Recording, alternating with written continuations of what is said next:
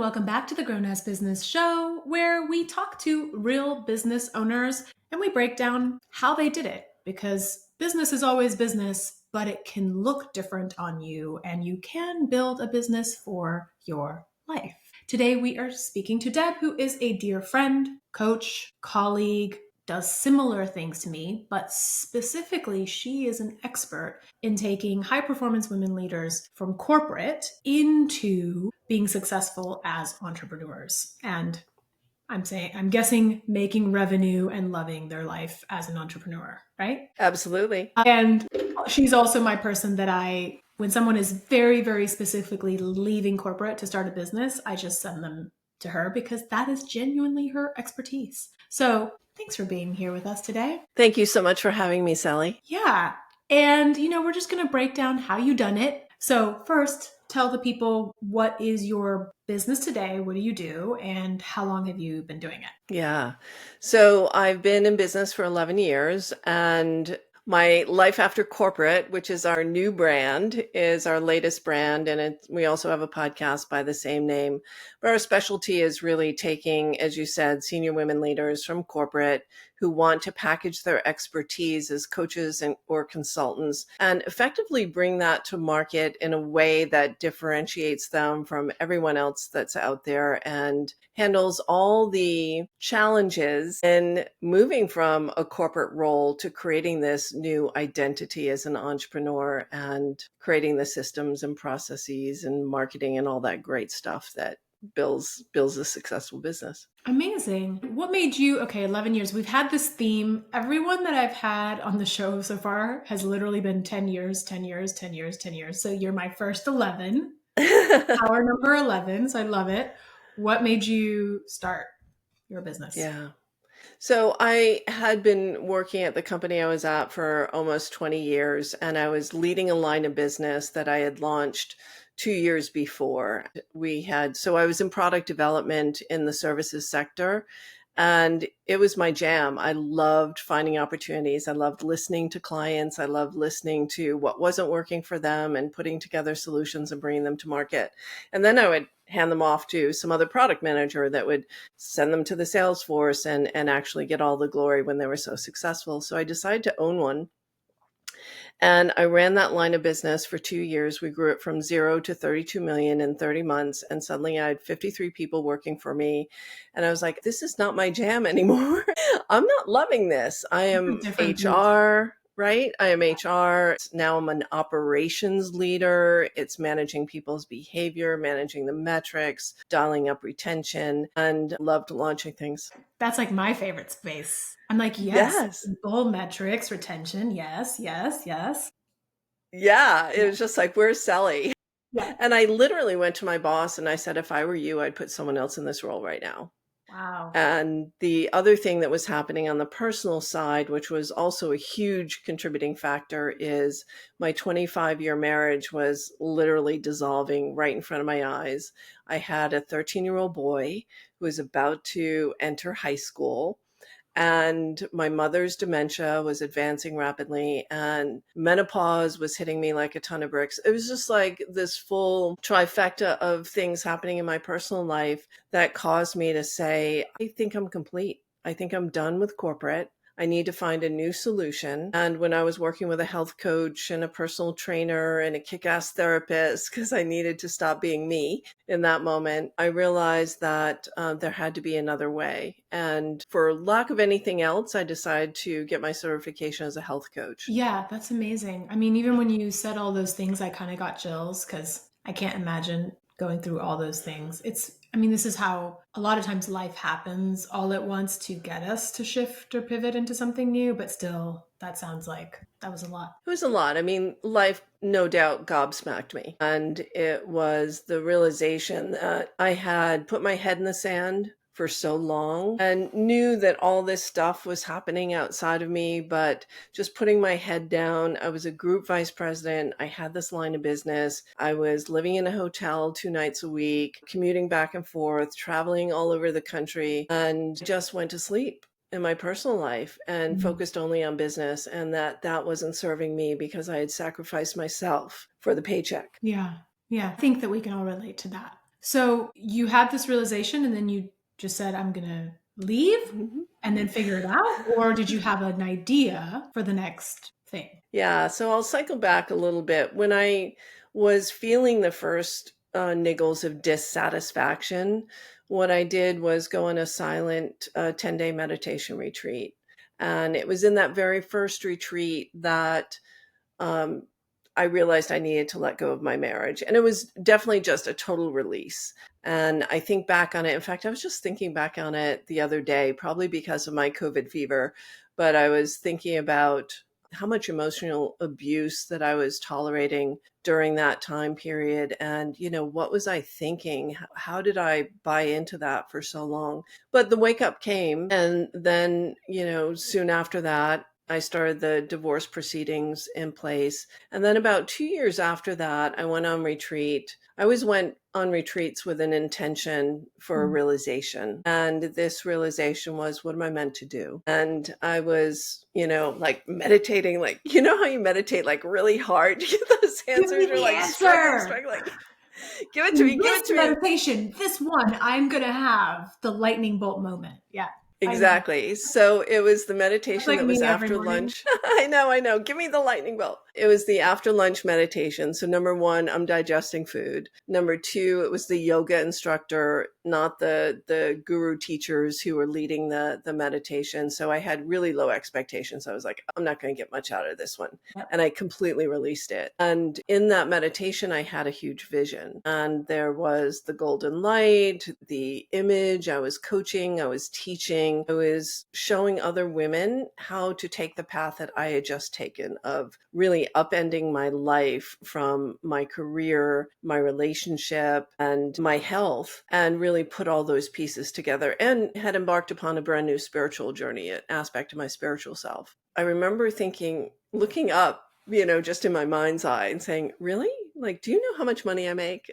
Like, really? You want me to coach people? And, when you're a seeker and you get the answer, I felt like obligated to fulfill the mission. And so 2 weeks later, I went into the senior vice president of HR, and I said, I'm complete. And she looked at me and she said, you want a package? And I said, yeah. She said, what do you want? And I outlined my terms and negotiated from then on. And then I was out. And because I didn't really know what to do, I felt like I was back in college almost, like trying to figure Mm. out what I'm supposed to do with my life, except now I'm in my early 50s. And because I knew health coaching and I had been certified as a health coach, that's where I started. And it wasn't until I got into rooms with other women entrepreneurs and realized that they had no idea what they were doing. And they were trying to Mhm. sell things that no one wanted to buy. It was breaking my heart because they were investing tens of thousands of dollars in coaching programs, trying to sell something no one wants to buy. And I was like, I can solve that problem. This is like my jam. This is what I did in corporate. I found opportunities and I packaged services that met with market demand. And that's when I got a new download from the universe that said, the Passion Project Incubator, which it never turned out to be that. It turned out to be the launch lab for women entrepreneurs. Amazing. Wow, that's cool. Yeah, it's amazing that even though that was 11 years ago, I feel like that's still true today, where I speak to entrepreneurs who don't know what they're doing and then investing in huge ticket programs or coaches that are not actually helping them with the stage that they're in. Right? I say this a lot. It's not necessarily that that coach is necessarily bad. Sometimes they are, but sometimes you're just being sold to by somebody who's so good at sales and you're Mm-hmm. being sold something you didn't really need. Yeah. Doesn't that piss you off? Very much. Yeah. I mean, I feel like I've made so much content about it that I'm like, I should just like take a seat now and stop talking Mm-hmm. about this. But yeah, I mean, yeah, that's what I teach is like really the secret to business growth is know where you are.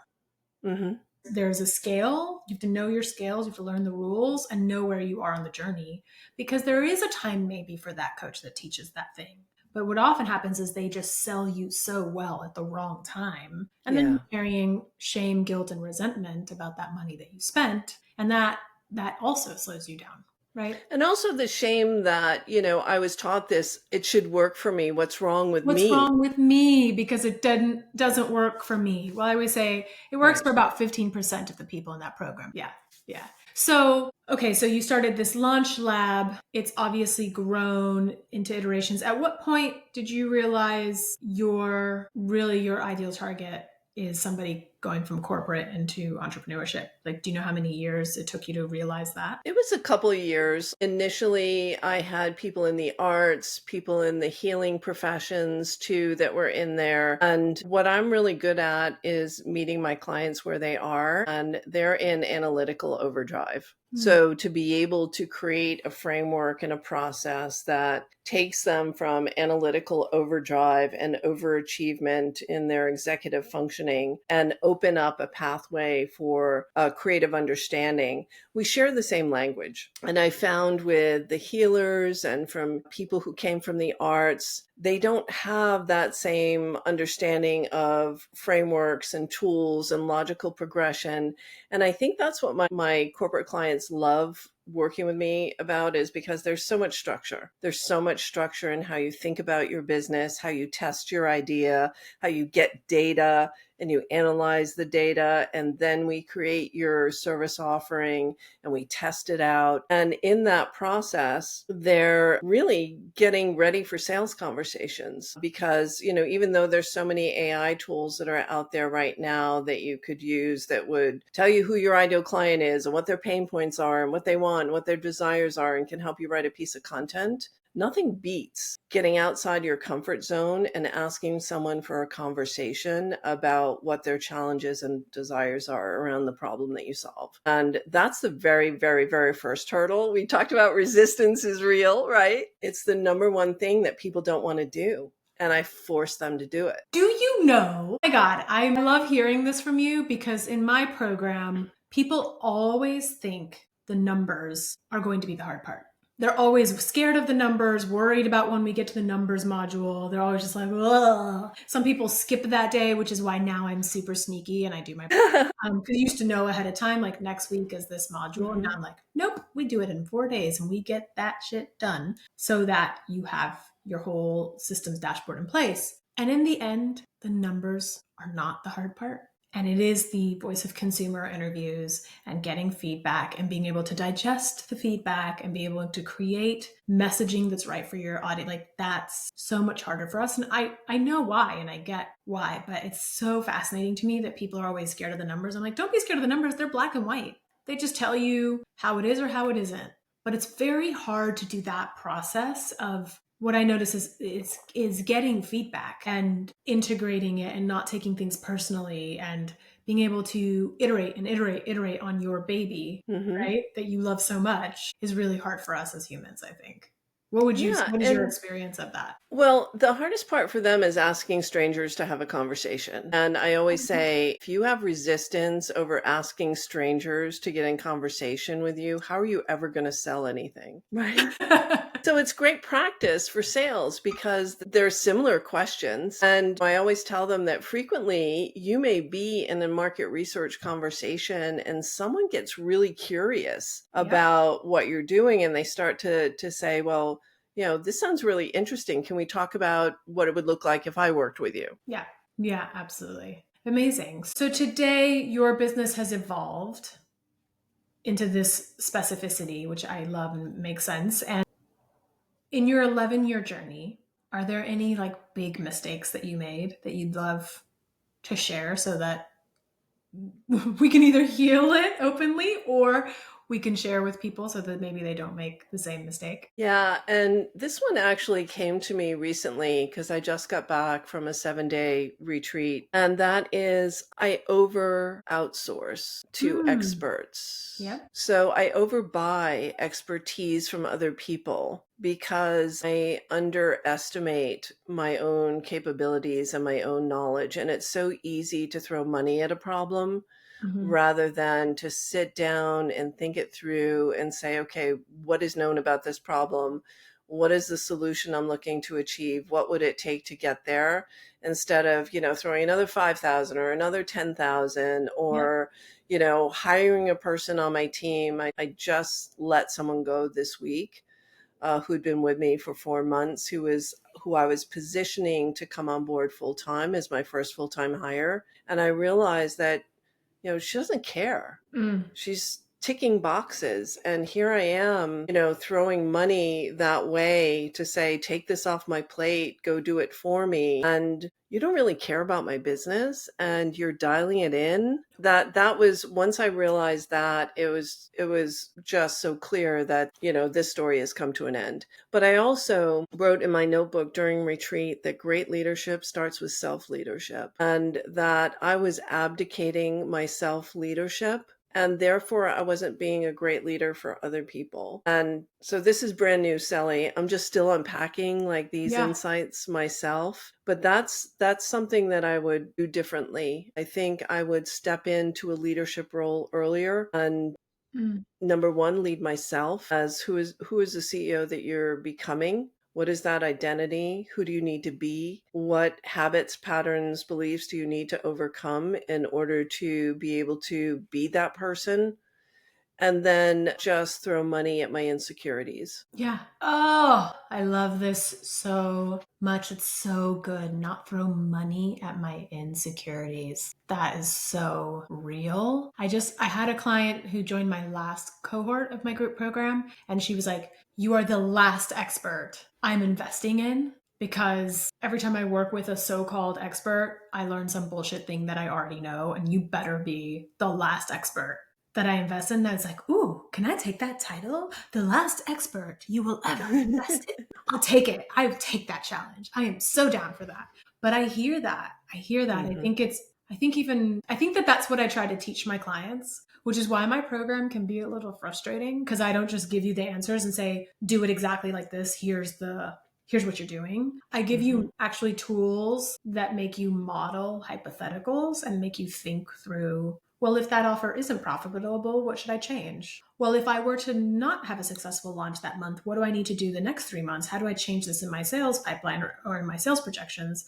I make you think through the models of business. And I know that my clients get a little like, sometimes at me, but what I'm trying to do is to get you to be the leader of your business, right? And to put a dose of reality in there so it's not a wishful thinking strategy. I mean, I literally had someone, and she's in the launch lab and she's in resistance to doing the interviews. And she said, I feel like I'm throwing spaghetti on the wall to see what sticks. And I said, well, if you just do the interviews, you wouldn't have to throw any more spaghetti because you would have that clarity. And yeah, there's just so much resistance to doing what it really takes. And we were talking before we hit record about specifically with women in corporate who are used to having people to do those things for them, right? Well, I have a sales team or I have a graphic designer. Well, and you shouldn't be doing graphic design anyway. If you're not a graphic designer, that is something that we want to outsource, but not wanting to get their hands dirty in learning how to write a newsletter or post on LinkedIn or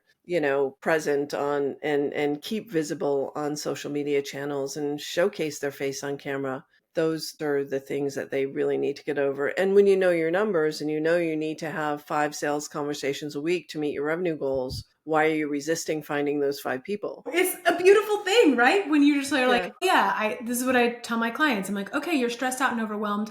A lot of things went down over the weekend, family, kids, stuff, life, externals happen. What are you doing this week? And they're like, ah. I'm like, okay, let's go to the dashboard. Let's look at the plan. What must you do this week? I'll have 3 sales conversations because I know my conversion rate. Ta-da! I always say it can be easier if we're actually willing to just like do the things. But anyway, I digress. Okay. So, because you have this expertise, I would really like to ask you. You just mentioned one of them, right? Somebody from corporate is used to having other departments and teams to pull from to do things. What are you seeing are the specific barriers or challenges that somebody from corporate faces when they're going from corporate to starting their own business? And I say this also just so that we can, hopefully those people watch this interview and they can start to have awareness for themselves, what to look out for in themselves, right? Yeah. So pricing is usually the first stop because you don't have a business until you have a client. In order to get a client, you have to have a service offering that you can package and price. So the packaging and pricing is the first one. It's not their fault, but it is our responsibility to price in alignment with the value that we deliver. And the problem is that self-esteem gets all wrapped up in pricing. And I always say no one's purchasing your self-worth. So let's peel apart pricing. And it is societal conditioning, cultural conditioning, corporate conditioning. Women are worth less. So whenever someone comes to me and says, well, I thought I'd charge $150 an hour. And this is where, Sally, you would bring out the calculator too, or the spreadsheet and say, okay, let's model this out. Let's see where $150 gets you. It doesn't get you anywhere near your corporate salary. So the pricing equation is number one. And two, understanding that they have to have a business model that brings them leverage. That if everything they do is bespoke and custom, and this is the trap that the consultants fall into more often than not, is that everything is bespoke, everything is custom. Well, guess what? You're going to tap out of time, you're going to tap out of revenue, and you're not going to be able to grow, and you're going to hate your job. It's just inevitable because people are going to take advantage of you. You're going to be all things to all people. So setting those really good boundaries and selecting, oh, this is the problem I solve. This is how I solve it. And I solve it the same way every single time. So there's leverage built into my business model. I'm not reinventing the wheel every single time. And for the consultants, the model I like best is one of advisor, not doer, but, be the advisor to your clients. They're hiring you for your expertise, your know-how, your ability to structure projects and understand how it needs to go down and who needs to be involved. And that's what they're paying for your sweat equity. Right. Yeah. I want to be like, see, she said it. I didn't say it. She said it. Yeah.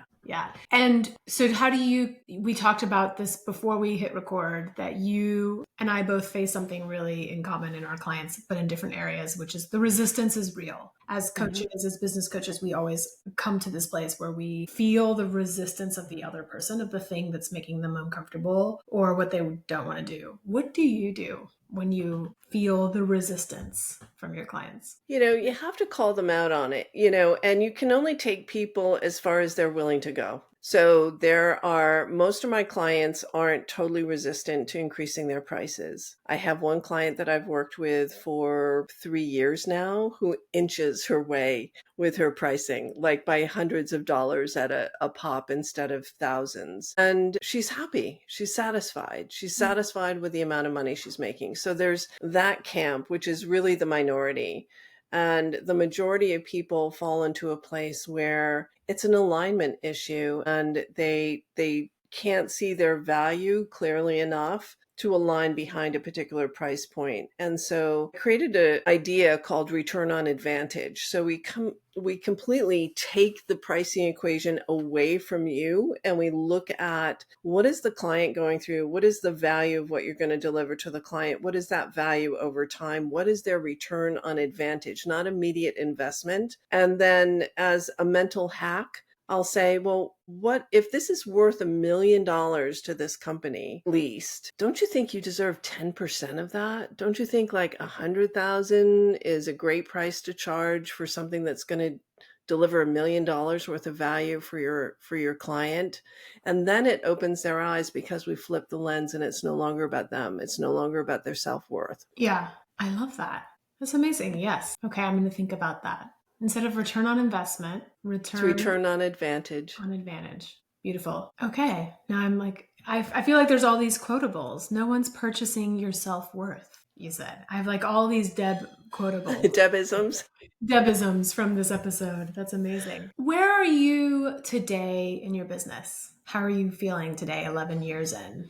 For the people who are in year 2, 3, 4, and it feels maybe hard or overwhelming, or I feel like there's a stage where people go, am I there yet?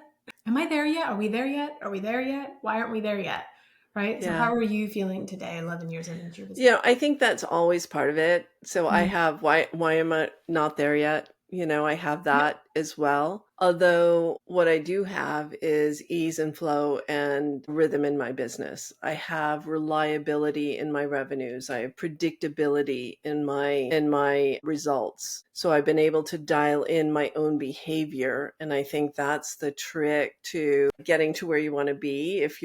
Why am I not there yet? It's usually centers back on you. What is it in your own behavior that's preventing you from getting there? And I identified 2 things that I just revealed in this interview, which was throwing money outside of things, which, right, that directly impacts your profitability when you're throwing money at solutions that aren't the right solution, when the right solution is self-leadership. So you can be a great leader and hire the right people and get the right results that's going to bring you to the next level. So we're always looking for that quick fix. Like, what is that software tool? Who is that guru who, and we're so tempted by Instagram Reels. Now, I admit I purchase a bunch of shit on Instagram, but not business tools and not business solutions. And I think it's so tempting when someone has that great hook that's like, oh my God, I could get like 500 LinkedIn leads a week,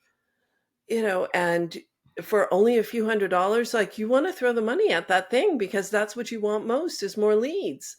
But that's not the answer.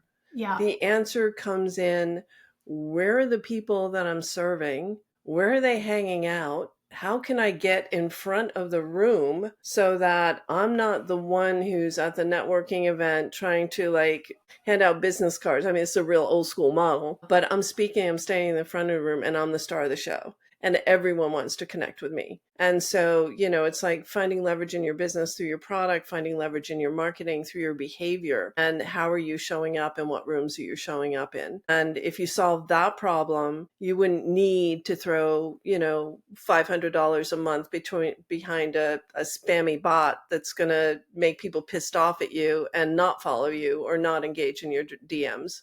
Well, okay, guilty pleasure. Do you do what I do? Which is like, you fall for it, you see the amazing ad with the good hook, and you're like, oh, fine, I'll push the button, I'll enter the funnel, and I'll like see what they're saying. And you even let yourself to a certain point where you're like, I know better. And I would tell my clients, like, stop it.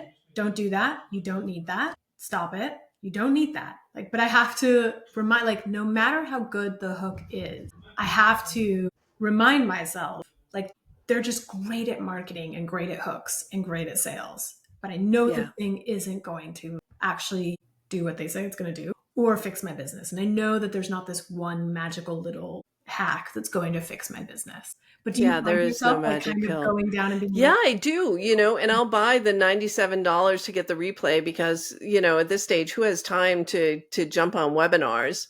And then I never watch it. So I don't know how many $97 replays that I've I put have out a into the strict rule universe. about that now. Like, whenever someone's like, oh, well, there's a replay, I'm like, I don't do replays. I know that about myself. I don't do replays. So if I'm supposed to watch the replay, I know I never will. So I'm a no. I'm a no dog. Like, I know that about myself. But yeah, I am like, as much as I coach people, like, stop that, put that down, drop it, drop it. Like, we joke that I'm like literally like with toddlers, like, drop it, drop it. I said, no, stop, no, put it down, right? But I do it too. I go down the funnels. I'm like, ooh, that's sexy though. Ooh, that copy. Ooh, you got me. You got my number. How do you know? Right? And you're just like, okay, stop. At what point in the funnel do you stop? Because you know it's not going to fix anything. But it's real. The struggle is real. Yeah, the struggle is real. And so I think, there are certain stages where you kind of hit this like squeeze or this bottleneck in your business where, it's you who has to go through the door in order to get to the other side. It's not the quick fix solution that's going to get you there. Yeah, absolutely. Well, final question for you about your business. What are you looking forward to? There's so much I'm looking forward to. I love my clients. I'm sure you do too. Like, you just fall in love with these people. And, we brought 11 clients on retreat in Sedona at the end of June. And that was just such a magical experience. But I'm really looking forward to going big. I'm really looking forward to scaling me and getting to that next level of leadership and turning this business into something that is a saleable asset at the end of the day.